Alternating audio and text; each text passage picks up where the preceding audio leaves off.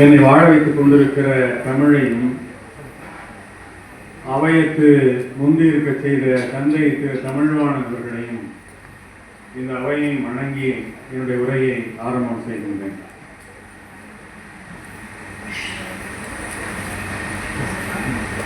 நந்தவனம் இதழ் நடத்துகிற இந்த அருமையான சாதனை பெண்மணிகள் விழாவிலே கலந்து கொள்வதிலே எனக்கு மிகுந்த பெருமை. அதற்கான வாய்ப்புகளை உருவாக்கி தந்த நந்தவனம் சந்திரசேகர் ஆசிரியர், நிறுவனர், இந்த நிகழ்ச்சியினுடைய மைய முதுகெலும்பு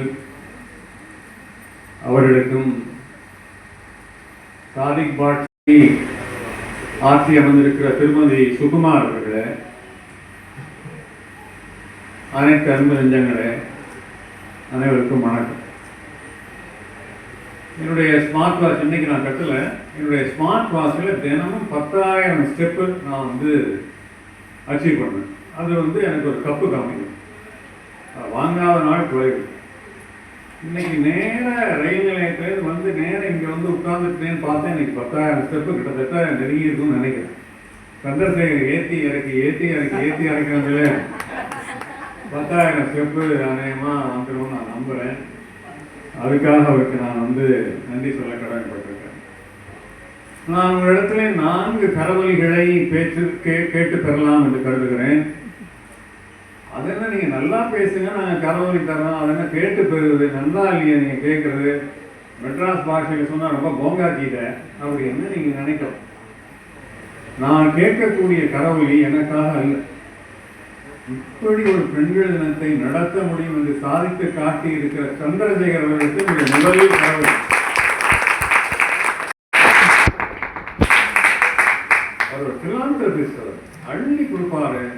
இந்த மாதிரி நிகழ்வுக்கெல்லாம் முன்னணிப்பாரு, ஊக்கப்படுத்துவாரு. அவரோட எனக்கு ஏற்பட்ட நட்பு ரொம்ப ஒரு மகத்தான ஒரு விஷயமாக நான் கருதுறேன்.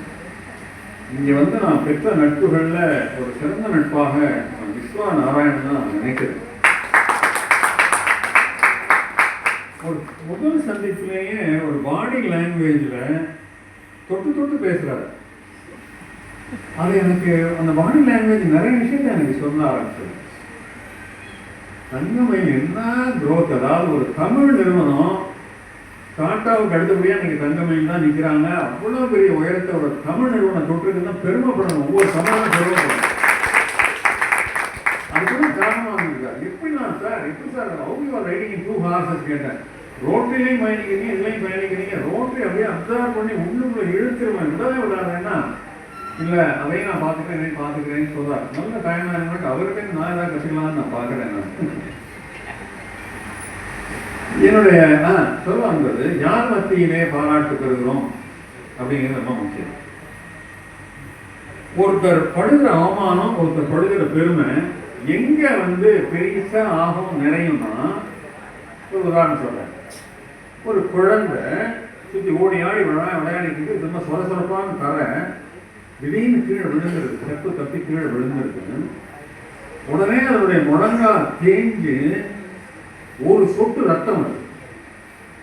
ரத்தம் வந்ததுமே அந்த பிள்ளை சுத்தமுத்தம் பார்க்குது. தன்னை யாராவது பார்த்துட்டாங்களா அப்படின்னு பார்க்குது. யாருமே பார்க்கலன்னு வச்சுக்கோங்களேன். உடனே அந்த ரத்தத்தை தொடச்சிட்டு மறுபடியும் ஓட ஆரம்பிக்குது. அந்த இடத்துல அவருடைய தாய் இருந்துட்டான்னு வச்சுக்கோங்களேன், ஓன்னு அழ ஆரம்பிச்சிருக்கு. ஐயோ முன்னாடி விழுந்ததை வச்சேன் நான் அப்படின்னா, அதாவது அந்த இலக்கத்தை சம்பாதிக்கிறதுக்கோ அந்த பெரும்படுத்து நடுவில் விழுந்தா அந்த புள்ள முகமே உடனே போயிடும். அப்ப நடந்த சம்பவம் ஒண்ணு யார் சுற்றி இருந்தாங்கிற கணக்கா இல்லையா? எப்பேற்பட்ட அறிவார்ந்த சபை உலகெங்கும் இருக்கிற பெண்மணிகள் மத்தியில நீங்க சிறப்பு செய்யப்படுகிறீங்கன்னா, இந்த நிகழ்வு ஒரு சாதாரணமான நிகழ்வே அல்ல, ஒரு மகத்தான நிகழ்வு. எளிய கூட்டமாக இருக்கலாம். ஒரு பேராசிரியர்கிட்ட நான் கேட்டேன், உங்க கல்லூரிக்கு எத்தனை பேர் வர்றாங்க, அவங்க உங்க கல்லூரிக்கு எத்தனை பேர் படிக்கிறாங்க? காதுங்க டமாரம் போல இருக்குன்னு பெரிய உரத்த குரல்ல அப்படின்னு கேட்டேன். இந்த காதெல்லாம் நல்லா தான் கேட்கும். 3000 பேர் வர்றாங்க, எத்தனை பேர் படிக்கிறாங்கன்னு தெரியாது.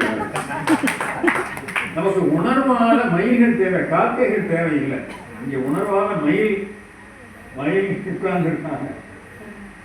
எனவே இது வந்து ஒரு சாதாரணமான நிகழ்வாக நான் வந்து கருதுறேன். என்னுடைய வாழ்நாளுடைய மிகப்பெரிய ஏக்கம் என்ன தெரியுமா? நான் எவ்வளோ அச்சீவ் பண்ணியிருக்கேன், எவ்வளோ சாதிச்சிருக்கேன்.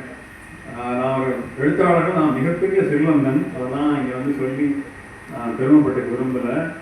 எழுத்தாளர்கள் மிகப்பெரிய செல்வந்தன் நான் பெற்ற உயரங்கள் தமிழக அரசுடைய மிகப்பெரிய விருதான கலைமாமணி விருது பெற்றிருக்கிறேன். இன்னும் பல சாதனைகள்